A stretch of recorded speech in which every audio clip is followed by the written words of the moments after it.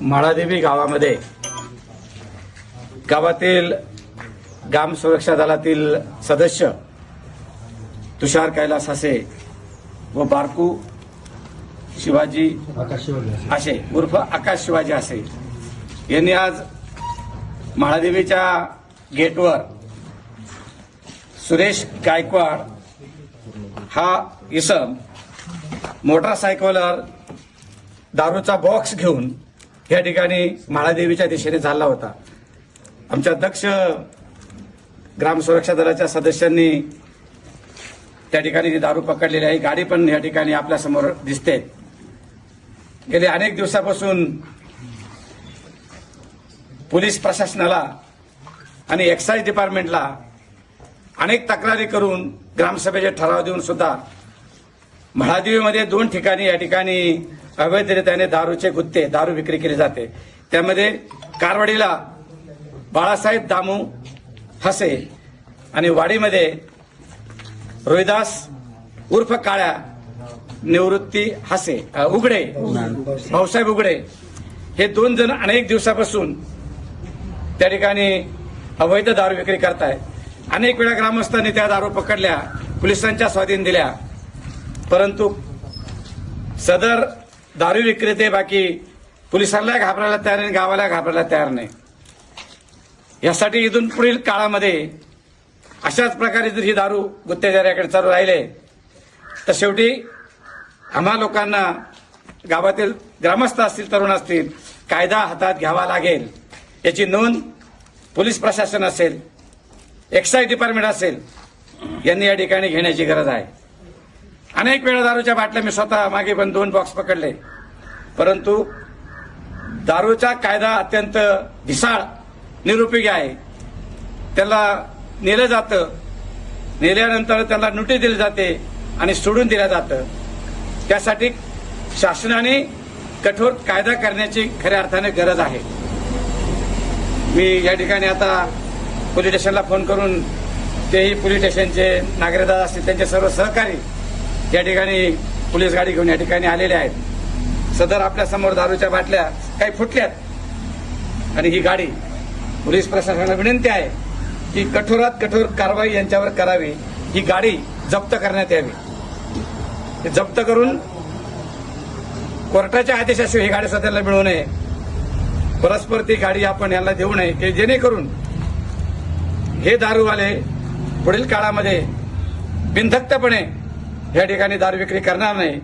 आमचे अकोले तालुक्याचे मित्र हेरंब कुलकर्णी आणि ह्या तालुक्याचे आमदार डॉक्टर किरण लहामटे सतत ह्या प्रश्नावर या ठिकाणी निदर्शने करतायत, आंदोलनं करतायत. अनेक मिटिंगा त्यांनी घेतल्या की दारू बंद झाली पाहिजे. भविष्यामध्ये एक्साईज डिपार्टमेंट असेल आणि पोलीस डिपार्टमेंट असेल, ज्या ज्या विभागामध्ये ही दारू विकली जाते अवैधप्रमाणे त्या ठिकाणच्या त्या प्रशासनाच्या अधिकाऱ्यांना सुद्धा या ठिकाणी शासनाने निलंबित केलं पाहिजे, अशी माझी प्रमुख मागणी आहे. मी वैतागलो आता अनेक वेळा झाल्यात. आमच्या गावातील जो बाळासाहेब दामू त्या दिवशी त्याला सूचना देऊन सुद्धा त्यांनी दारू विक्री या ठिकाणी चालू ठेवलेली आहे, परंतु आम्ही गेल्यानंतर ते सापडत नाही.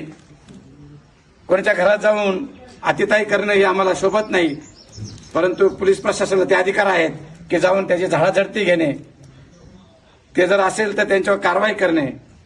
विनंती आहे की गावामध्ये ह्या दोघांना विनंती आहे, जर आपण ही दारू विक्री हे दारू गुत्ते गावातले बंद केले नाही तर कठोर निर्णय आम्हाला या भविष्यामध्ये तुमच्यावर घ्यावा लागेल. ग्रामसभेत ठराव झालाय की जे लोक दारू विकतायत त्यांचे लाईट बिल, त्यांचे नळ कनेक्शन या ठिकाणी कट करण्यात यावं. तेही उद्या मी ग्रामसेवकाला सांगून तातडीने त्या दोघांना नोटिसा काढून ती कारवाई करण्यासंदर्भामध्ये सुद्धा पुढील प्रोसेस या ठिकाणी आम्ही करतोय.